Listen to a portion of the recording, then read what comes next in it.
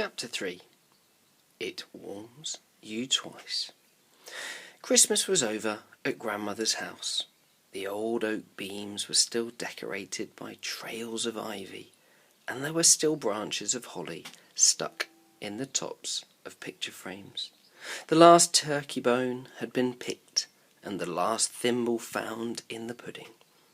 They had even got a good way round the Christmas cake. They had been to a circus. Barney lay in bed in the grey morning light. For once he was not in a hurry to jump out of bed. The air in the bedroom felt icy to the end of his nose. Let me see, he thought. Is there anything special to look forward to today? He couldn't think of anything. He was looking at the thick black beam in the wall that grew out of the floor right up to the ceiling. It had been part of a ship before it was part of the house, Grandfather said. It had deep holes cut out of it where other bits of timber had fitted into it. What was that hidden in one of the holes? Barney sat up in bed suddenly. It was the flint, Stig's flint, left there since last time he had come to stay. And he hadn't even thought about Stig all over Christmas. He got out of bed and looked out of the window. There was white frost on the grass. A few hopeful birds hung about the bird table, fluffed up like woolly balls, waiting for some food to be put out for them. He reached up and took the flint. It was like a lump of ice. I wonder what it's like living in a cave these days, Barney thought. Poor Stig. He must be so cold. After breakfast, Barney slipped out of the house and went off to the pit. In the copse, the frozen leaves crunched like cornflakes under his feet. He climbed down into the pit on the far side, where the cliff was lowest, and it hurt his fingers to hold on to the icy tree roots.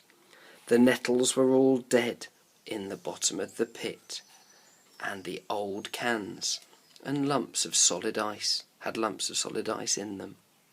There was no sign of life in the shelter, though he noticed the ashes of a small dead fire and a faint smell of wood smoke that still hung around.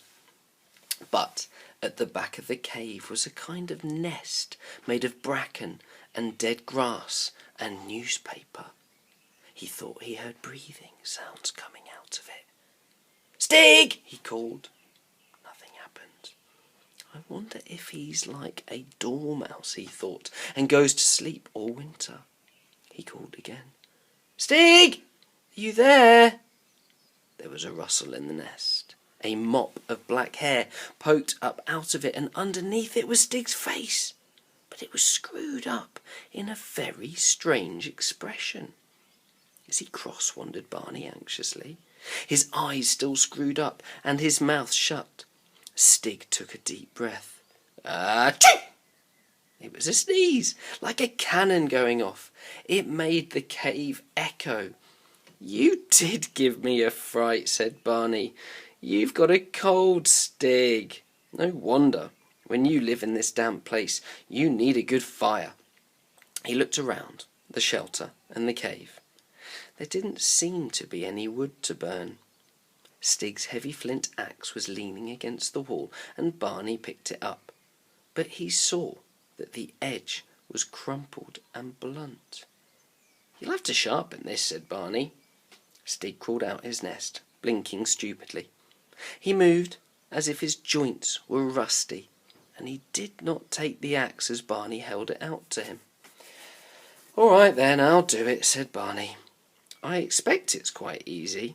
And he sat down with the axe between his knees and picked up a heavy iron bolt and tried to remember how he'd seen Stig chip the flint. But it was painful holding the cold flint and the cold iron, and his fingers were so clumsy that they could not do what he wanted them to do. "Oh, never mind," said Barney. "Come on, We've got to get some wood. And he stood up with the axe and went out of the shelter. Stig followed, half awake, half frozen and silent. They climbed up out of the pit and looked around the copse for wood. He stood up with the axe and went out the shelter. And looked for some wood to cut. Barney could see now that someone, probably Stig, had already been chopping and breaking down the dry branches. He chose a fairly thin thorn tree and set to work on it. The axe swung, the tree shook, the flint bounced off the tough bark, but he didn't seem to be getting anywhere. Stig just squatted miserably on a bank, with his arms wrapped around his knees. "Here, you have a go," puffed Barney. "It'll warm you up anyhow.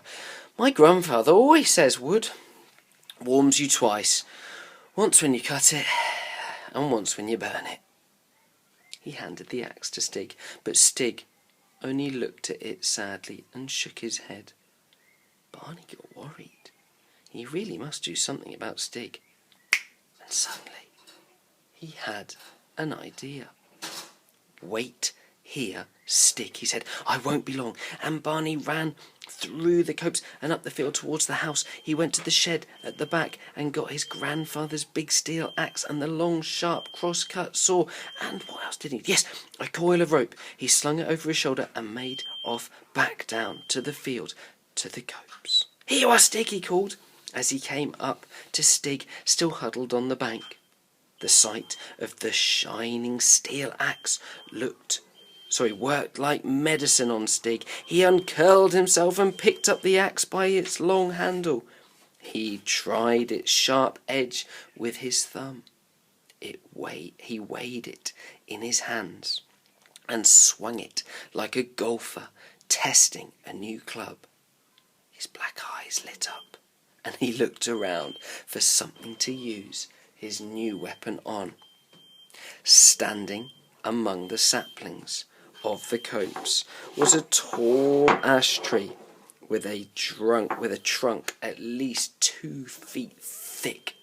Stig marched up to it, swinging the axe.